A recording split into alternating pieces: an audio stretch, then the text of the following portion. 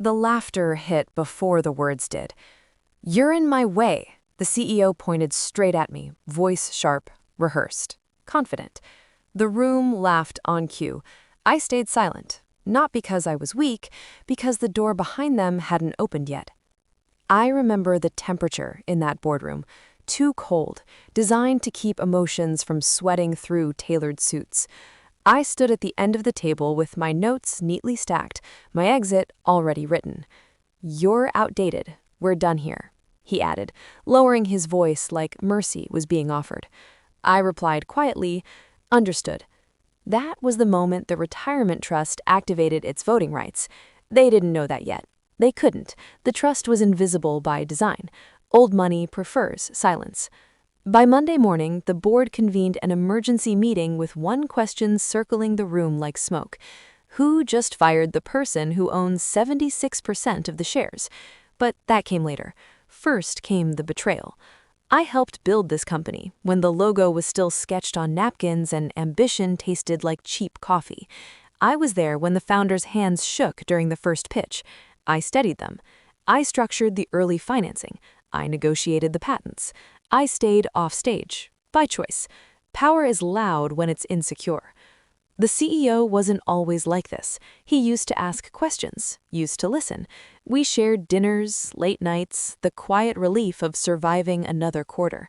Somewhere along the way, he mistook my silence for irrelevance. He mistook patience for age. The shift was subtle. Meetings I wasn't invited to, decisions made without my signature, my proposals watered down, then credited to others. I noticed the legal language changing first, small amendments buried in footnotes, governance clauses reworded to centralize authority, amateur mistakes, rushed, greedy. That's when I started listening instead of speaking. The confirmation came by accident, or maybe arrogance. I was CC'd on an email that wasn't meant for me, my role sunsetted, my equity non-controlling, my influence symbolic. They laughed about it. Digital laughter has no shame. Pain is loud at first, then it gets quiet. That's when it becomes useful. I didn't confront anyone. I didn't warn them. I began documenting. Every meeting recorded, every vote logged, every misrepresentation archived. I rebuilt the company's history from contracts, trusts, and offshore custodians. I traced where the real ownership lived, and then I moved it. The retirement trust had always existed, for founders who wanted continuity, for families who valued legacy over spotlight.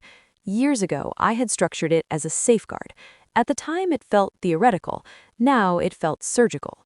I transferred my shares slowly, legally, quietly. The trust's charter allowed dormant voting rights to activate upon termination without cause. I had written that clause myself. They had signed it without reading. By the time the CEO stood up and dismissed me, the switch had already been flipped.